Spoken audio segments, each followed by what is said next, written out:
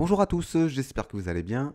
Ici Damien de l'agence Teammate pour un nouveau petit tuto sur Photoshop.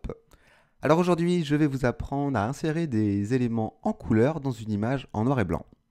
Alors vous allez voir que c'est quelque chose qui est très facile à réaliser, qui ne demande pas beaucoup de temps, et c'est quelque chose qu'on retrouve généralement chez les marchands de cartes postales ou dans les magasins qui vendent des tableaux ou des toiles grand format.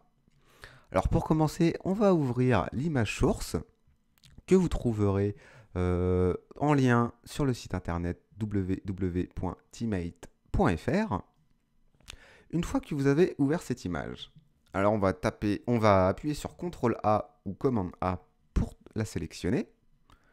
On va faire CTRL ou pomme C pour la copier et on va créer un nouveau document en appuyant sur CTRL N. Donc là, les dimensions sont bonnes vu que l'image a été insérée copiée dans le presse-papier. On fait OK. Et on appuie sur CTRL V pour la coller.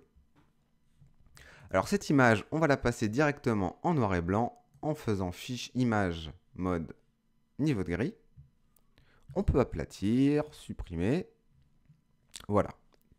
Une fois qu'on a fait ça, on resélectionne l'image en faisant CTRL A, CTRL C, on vient la copier. Et là, on retourne dans notre document que l'on vient de créer. Et puis, on va la coller tout simplement dedans en faisant CTRL V. Jusque-là, rien de bien compliqué. Donc maintenant, l'idée, c'est de créer un masque sur cette image pour faire apparaître l'image d'arrière-plan et donc retrouver certains éléments en couleur. Donc pour créer un masque, c'est très facile. On vient cliquer ici sur la petite icône en bas de la palette des calques. Voilà, vous cliquez ici. Donc là, vous voyez qu'il y a un masque qui vient de s'insérer juste à côté de l'image. Donc là, vous faites bien attention de ne pas travailler sur le calque en lui-même, mais bien sur le masque. Vous cliquez sur la petite fenêtre blanche. Et là, on va venir sélectionner une couleur noire au premier plan. Et on va venir prendre le pinceau. Alors là, on peut zoomer sur l'image en faisant CTRL plus pour être précis. Pour naviguer sur l'image comme ceci, sans utiliser le scroll en bas et à droite, vous appuyez sur la touche espace. Vous voyez une petite main qui apparaît et vous cliquez, ça vous permet de naviguer tranquillement. Petite astuce, hein. C'est toujours bon à prendre. Donc on prend le pinceau, on peut lui mettre une épaisseur de 10. Et là on va venir, vous voyez, repasser sur l'image. Donc on suit les pourtours de notre image. Donc on peut prendre peut-être une forme un peu plus épaisse pour repasser sur l'image centrale. Alors c'est pas très grave hein, si on dépasse. Vous allez voir comment rectifier le tir.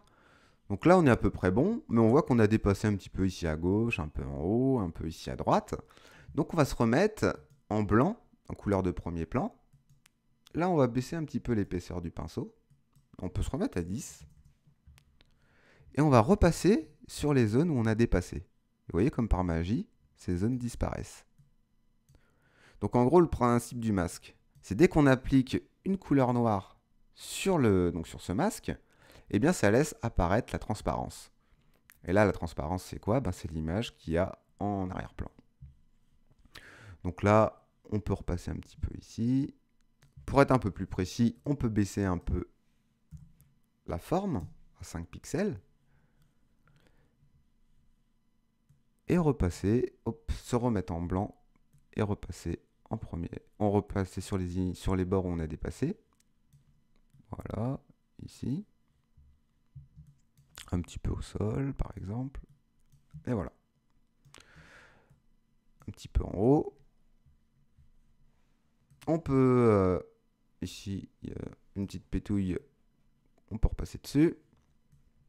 Voilà. Donc là, on peut dézoomer, on fait CTRL-. Et puis on voit que on vient de réaliser une image qu'on aurait pu retrouver chez un marchand de cartes postales. Hein. Donc vous voyez que c'est très facile. Si on veut mettre un autre élément de l'image en couleur, par exemple les petits panneaux métro, les petites banderoles, eh bien on se replace sur le masque, hein, on fait exactement la même chose. On reprend le pinceau. Et puis vous voyez, on repasse, hein. Alors une petite astuce aussi, vous pouvez appuyer sur Shift, cliquer et recliquer. Vous voyez, comme ça on est un petit peu plus précis, hein. Donc là on a dépassé un peu en bas, c'est pas très grave. Le petit panneau ici, on le passe en couleur. Et puis on a dit les petites banderoles. Tac. On a dépassé, c'est pas bien grave. On se remet en blanc et on repasse par-dessus. Voilà, etc., etc. Donc vous voyez que c'est vraiment très facile, hein, et puis vous pouvez appliquer ça un peu sur n'importe quelle image. Donc j'espère que ce tuto vous aura plu, et je vous dis à très bientôt pour un prochain tuto.